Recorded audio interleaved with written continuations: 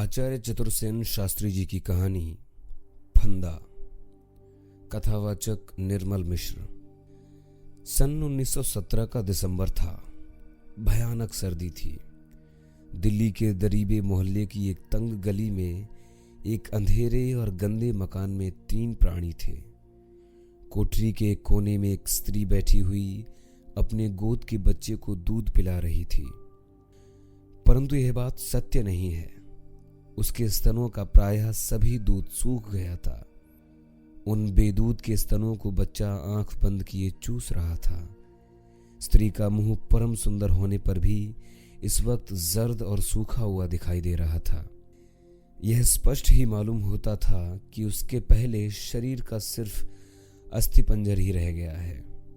गाल पिचक गए थे, आंखें धंस गई थीं और उनके चारों ओर नीली रेखा पड़ गई थी तथा ओठ मुर्दे की तरह विवर्ण हो गए थे। मानो वेदना और दरिद्रता मूर्तिमयी होकर उस स्त्री के आकार में प्रकट हुई थी। ऐसी उस माता की गोद में वह कंकालाविष्ट बच्चा अर्धमुर्दा पड़ा था।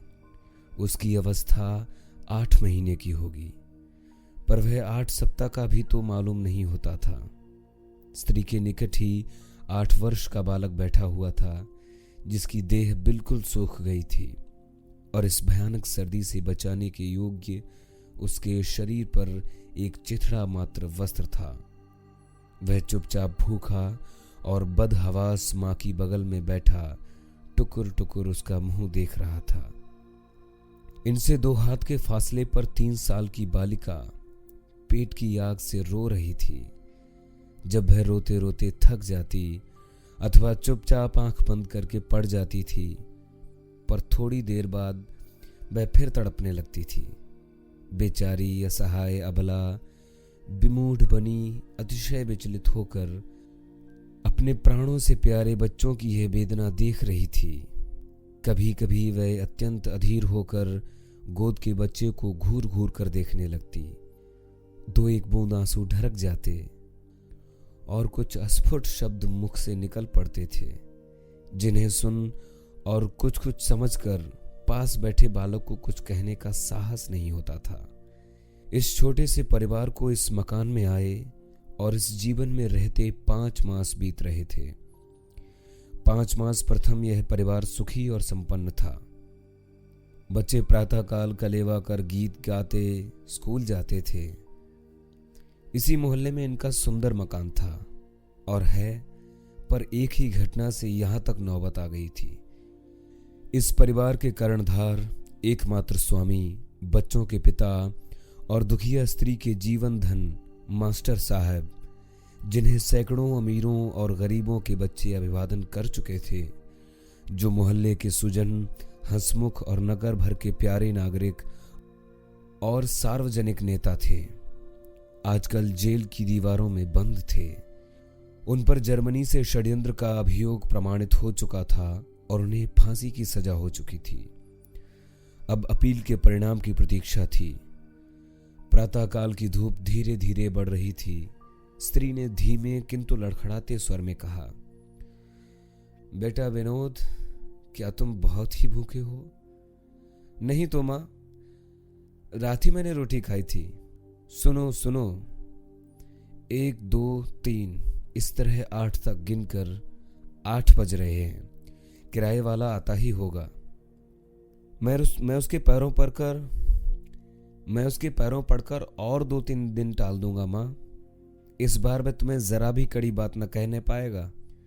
स्त्री ने परम करुणा सागर की ओर क्षण भर आंख उठाकर देखा और उसकी आंखों से 2 बूंदें ढरक आईं। यह देखकर छोटी बच्ची रोना भूलकर माता के गले में आकर लिपट गई और बोली, अम्मा, अब मैं कभी रोटी नहीं मांगूंगी। हाय रे माता का हृदय।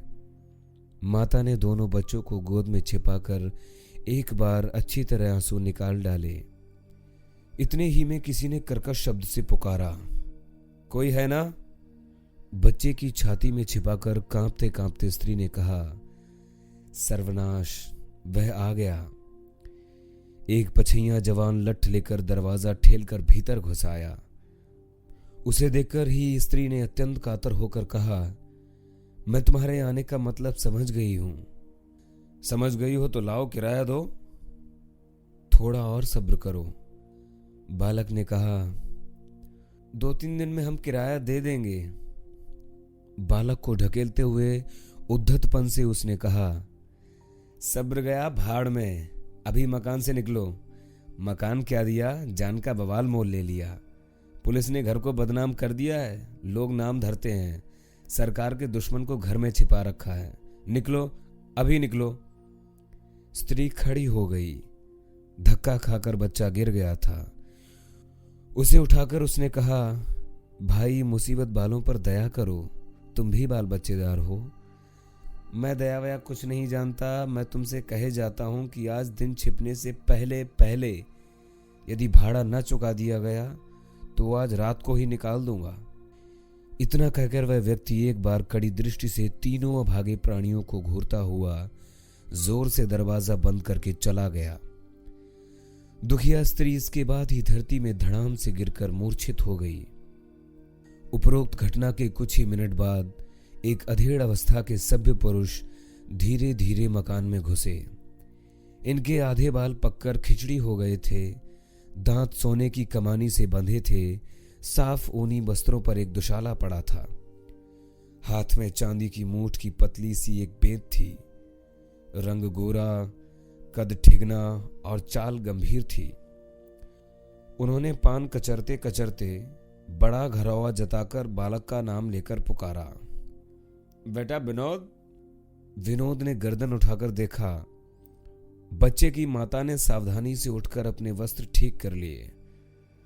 आगंतुक ने बिना प्रश्न किए ही कहा, देखो अपील का क्या नतीजा निकलता है, हम विलायत तक लड़ेंगे, आगे भगवान की मर्जी। स्त्री चुपचाप बैठी रही। सब सुनकर न बोली न हिली डुली।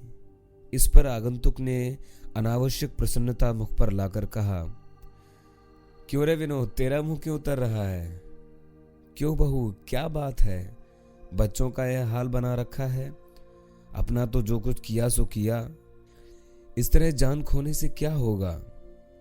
तुमसे इतना कहा मगर तुमने घर छोड़ दिया, मानो हम लोग कुछ है ही नहीं।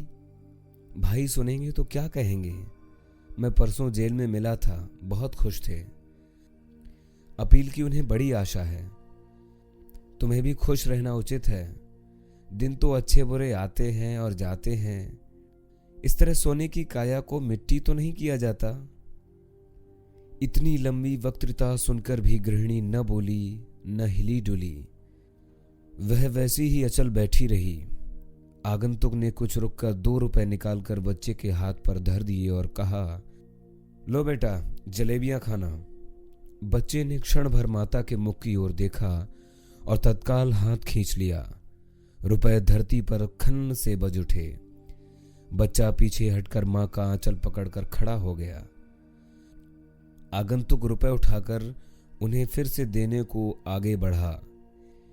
गृहिणी ने बाधा देकर कहा, रहने दीजिए, वह जलेबी नहीं खाता। हम गरीब विपत्ति के मारे लोग हैं, एक टुकड़ा रोटी ही बहुत है। पर आप कृपा करें तो या तो उन्हें बैंक के हिसाब में से मकान के हिस्से को आड़ करके कुछ रुपए मुझे उधार दे दीजिए। उन्हें बैंक के हिसाब में तो बिना उनके दस्तखत के कुछ मिलेगा नहीं। फिर मुझे मालूम हुआ कि वहाँ ऐसी कुछ रकम है भी नहीं। रहा मकान, सो उसका तुम्हारा वाला हिस्सा रहन रखकर ही तो मुकदमा लड़ाया है। मुकदमे में क्या कम रकम खर्च हुआ है? गृहिणी चुप बैठी रही। आगंतुक ने कहा, मैं अपने पास से जो कहो दे दूं। तुम्हें कितने रुपए चाहिए? गृहिणी ने धीमे स्वर में कहा, आपको मैं कष्ट नहीं देना चाहती। मैं क्या गैर हो गया? स्त्री बोली, नहीं। अब आगंतुक जरा और पास खिसक कर बोला, मेरी बात मानो, घर चलो, सुख से रहो। जो होना था हुआ, होना होगा हो जाएगा। किसी के साथ मरा तो नहीं जाता ना। मेरा जगत में और कौन है? तुम क्या सब बातें समझती नहीं हो? खूब समझती हूँ, अब आप कृपा कर चले जाएं। पर मैं जो बात बारंबार कहता हूँ वह समझती क्यों नहीं? कब की समझ चुकी हूँ। तुम उस दुखिया को सताकर क्या पाओगे? मेरा रास्ता छोड़ दो, मैं यहाँ अपने दिन काटने आई हूँ, आपका कुछ लेती नहीं हूँ। उनका मकान जायदाद सभी आपके हाथ है, आपका रहे। मैं केवल यही चाहती हूँ कि आप चले जाइए। आगंतुक ने कड़े होकर कहा, क्या मैं सांप हूं या घिनौना कुत्ता हूं? आप जो कुछ हो, मुझे इस पर विचार नहीं करना है। और तुम्हारी ये हिम्मत और हिकड़ी अब भी? गृहिणी चुप रही। यहां भी मेरे एक इशारे से निकाली जाओगी? फिर क्या भीख मांगोगी? गृहिणी ने कोई उत्तर नहीं दिया। आगंतुक ने उबाल में आकर कहा, लो साफ साफ कहता हूं, तुम्हें मेरी बात मंजूर है या नहीं? गृहिणी चुपचाप बच्चे को छाती से छिपाए बैठी रही। आगंतुक ने उसका हाथ पकड़कर कहा, आज मैं इधर उधर करके जाऊंगा। स्त्री ने हाथ झटक कर कहा, पैरों पड़ती हूं, चले जाओ। तेरा हिमायती कौन है? मैं गरीब गाय हूं। फिर लातें क्यों चलाती है? बोल, चलेगी? नहीं। मेरी बात मानेगी? नहीं। तुझे घमंड किसका है? मुझे कुछ घमंड नहीं है। तुझे आज रात को ही सड़क पर खड़ा होना पड़ेगा। भाग्य में जो लिखा है होगा। लोहे की टके की आशा न रखना। गृहिणी खड़ी हो गई। उसने अस्वाभाविक तेज स्वर में कहा, दूर हो ओ पापी, भगवान से डर। मौत जिनके घर मेहमान बनी बैठी है उन्हें न सता। भय उन्हें क्या डराएगा? विश्वासघाती भाई को फंसाकर फांसी पहुंचाने वाले अधर्मी, उन्हें फंसाया, जमीन जायदाद ली, अब उसकी अनाथ गरीब दुखिया स्त्री की आबरू भी लेने की इच्छा करता है। अरे पापी, हट जा, हट जा। आवेश में आने से स्त्री का वस्त्र खिसक कर नीचे गिर गया। वह दशा देखकर बच्चे रो उठे।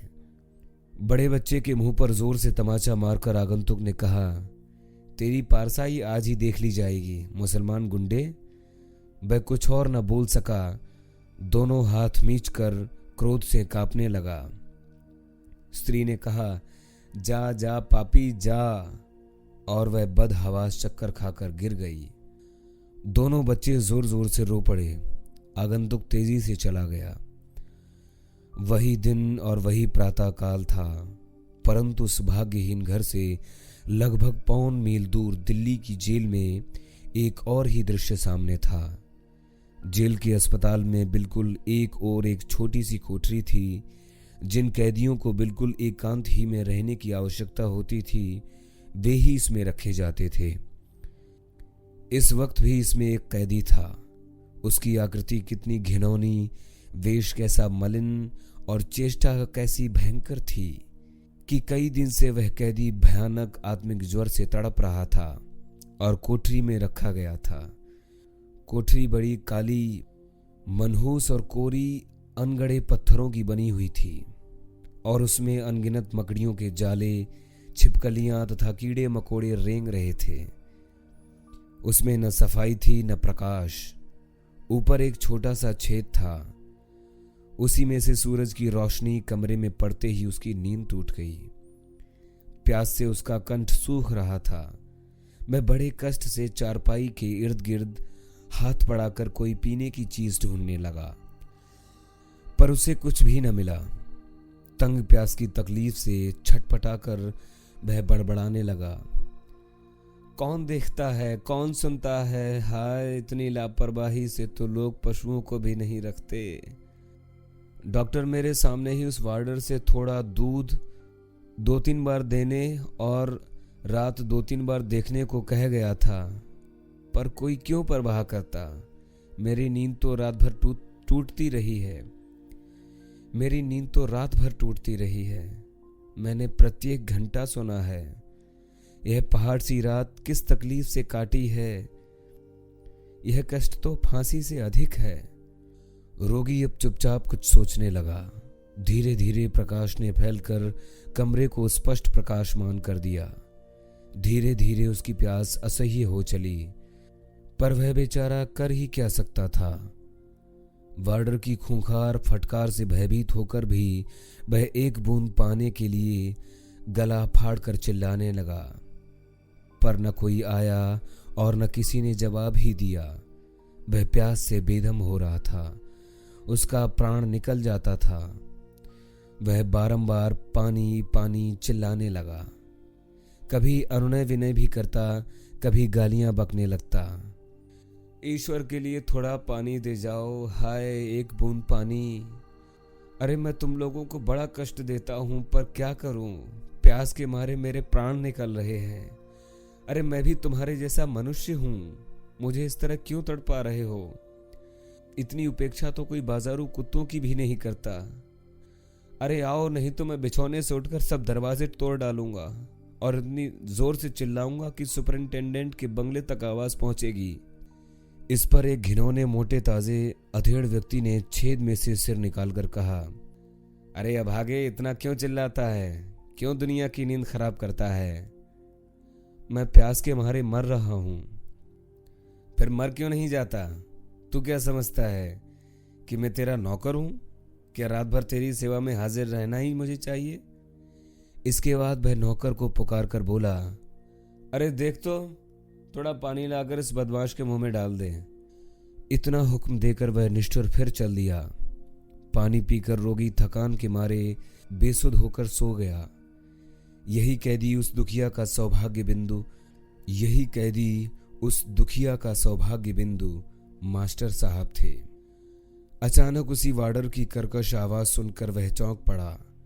उसने चाबियों से कोठरी का द्वार खोला। रोगी एकटक देखने लगा। पादरी और जेलर ने कोठरी में गंभीर भाव से प्रवेश किया। कुछ जरूरी कागजात पर लिखा पढ़ी की गई और कैदी को सुना दिया गया कि उसकी अपील नामंजूर हो गई है और आरोग्य लाभ होते ही उसे फांसी दे दी जाएगी। कैदी ने आंख बंद करके सुना समझा और फिर उसकी आंखें एकटक छत पर अटक गईं। धीरे धीरे दोनों कमरे से बाहर निकल आए। इसके कुछ क्षण बाद ही डॉक्टर ने कमरे में प्रवेश करके सावधानी से रोग परीक्षा की। फिर एक दो मीठी बातों के बाद कहा, तुम्हारी स्त्री और बच्चे तुमसे मिलने आए हैं। रोगी एक बार तड़पा और नेत्र उठाकर बाहर की ओर देखने लगा। डॉक्टर ने कहा, इस समय ज्वर नहीं है। मैं आशा करता हूं इसी सप्ताह में तुम अच्छे हो जाओगे। इसी सप्ताह में? रोगी ने विकल होकर पूछा। डॉक्टर ने अपनी बात का समर्थन किया और धीरे धीरे चला गया। 10 बज रहे थे। धूप खूब फैली हुई थी। जेल के सदर फाटक पर वह अभागिनी रमणी दोनों बच्चों को साथ लिए बैठी थी। उसे लगभग 1.5 घंटा हो गया था। वह अपने पति के दर्शन करने आई थी। इतनी देर बाद एक वार्डर उन्हें जेल के भयानक फाटक में लेकर चला। फाटक को पार करने पर एक अंधकारपूर्ण दालान में वे लोग चले। वहां एक अंधेरी गली में कुछ देर चलकर एक लोहे का छोटा सा फाटक वार्डर ने पास के भारी चाबियों के गुच्छे से खोला। इसके बाद वे कुछ सीढ़ियां चढ़कर एक बड़े से गंदे दालान में पहुंचे। उसके सामने ही बड़े से मकान का पिछवाड़ा था, जिसकी ऊंची और छोटी छोटी खिड़कियों से कुछ शोरगुल और बकझक की आवाज आ रही थी। सामने कुछ कैदी अपनी बेड़ियां झुंझुनाते इधर उधर जा रहे थे। थोड़ी दूर चलने पर उन्हें अस्पताल की काली इमारत दिख पड़ी, जहां भिन्न भिन्न प्रकार के रोगी बिछौने पर पड़े थे। कमरे की हवा गर्म और बदबूदार थी। बिस्तरे फटे कटे, मैले कुचैले और घृणित थे। यह सब देखते देखते रमणी का सिर चक्कर खा गया। वह घबरा कर वहीं बैठ गई। यह सब देख छोटी बच्ची रो पड़ी। थोड़ी देर बाद वह उठी और इस बार स्वामी की कोठरी के पास पहुंच गई, पर भीतर ऑफिसर लोग थे। उसे कुछ देर ठहरना पड़ा। उनके निकलने पर डॉक्टर ने भीतर प्रवेश किया और डॉक्टर ने बाहर आकर उन लोगों को भीतर जाने की इजाजत दी। दरवाजे के निकट जाकर उसके पैर धरती पर जम गए। पहले तो वह पति को देख ही न पाई पीछे उसने साहस करके एक बार देखा। हाय, यही क्या उसके पतिदेव हैं? जीवन के 11 वर्ष सर्द गर्म जिनके साथ व्यतीत किए, वह उठता हुआ यौवन, वे जीवन की उद्दीप्त अभिलाषाएं, वे रस रहस्य की अमिट रूपरेखाएं हठपूर्वक एक के बाद एक नेत्रों के सामने आने लगीं। उसकी आंखों में अंधेरा छा गया। वह वहीं बैठ गई। रोगी ने देखा, उसने चारपाई से उठकर दोनों हाथ फैलाकर उन्मत्त की तरह कहा, आओ बेटा। अरे तुम इतने ही दिन में बिना बाप के ऐसे हो गए? यह कहकर रोगी कैदी ने अपनी भुजाओं में बच्चे को जोर से लपेट लिया और फूट फूट कर रोने लगा। सती बैठी ही बैठी आगे बढ़ी। वह पति के दोनों पैर पकड़कर उन पर सिर धरकर मूर्छित हो गई। वह रो नहीं रही थी, संज्ञाहीन थी। यह सब देखकर छोटी बालिका भी जोर से रो उठी। उसे गोद में लेकर पिता रोना भूल गया। उसकी आंखों में क्षण भर आंख मिलाकर वह हंसी थी।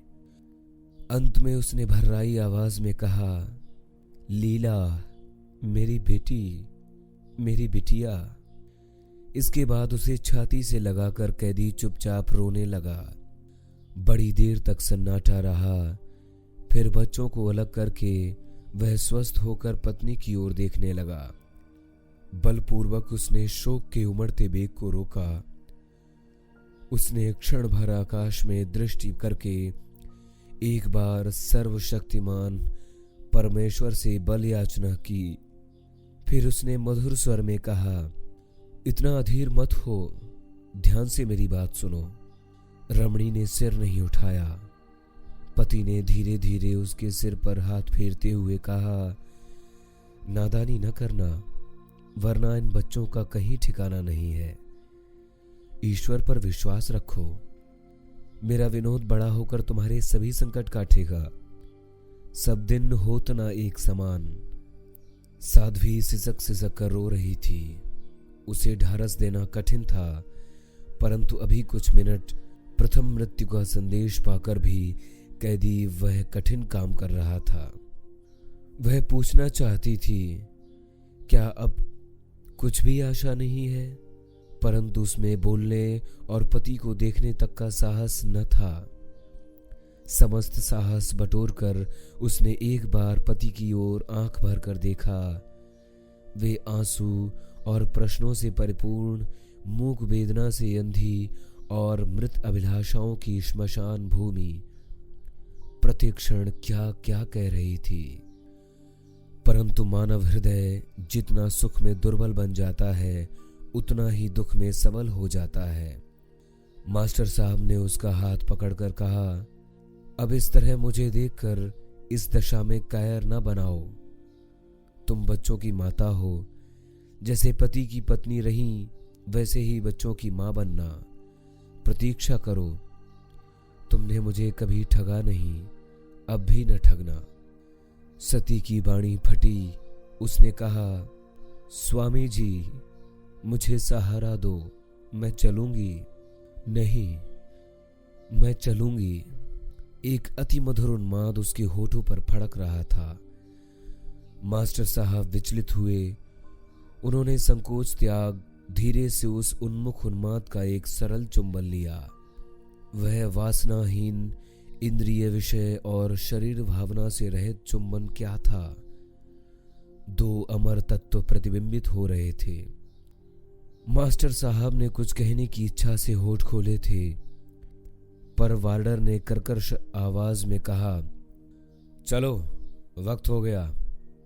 रोगी कैदी ने मानो धाक खाकर एक बार उसे देखा और कहा, जरा और ठहर जाओ भाई, हुक्म नहीं है। कहकर वह भीतर घुस आया। उसने एकदम रमणी के सिर पर खड़े होकर कहा, बाहर जाओ। लज्जा और संकोच त्याग कर वह कुछ कहना चाहती थी। मास्टर जी ने संकेत से कहा, उससे कुछ मत कहना। अच्छा, अब विदा प्रिय। बेटे, अम्मा को दुखी न करना मेरी बिटिया। यह कहकर और एक बार बेसब्री से उन्होंने उसे पकड़कर अनगिनत चुंबन ले डाले। रमणी की गंभीरता अब न रह सकी। वह गाय की तरह डकराती वहीं गिर गई और निष्ठुर वार्डर ने उसे घसीटकर बाहर किया और ताला बंद कर दिया। दोनों बच्चे चीत्कार कर रो उठे। यह देखकर मास्टर साहब असह्य वेदना से मूर्छित होकर धड़ाम से चारपाई पर गिर पड़े। रविवार ही की संध्या को इसकी सूचना अभागिनी को दे दी गई थी। वह रात भर धरती में पड़ी रही। क्षण भर को भी उसकी आंखों में नींद नहीं आई थी।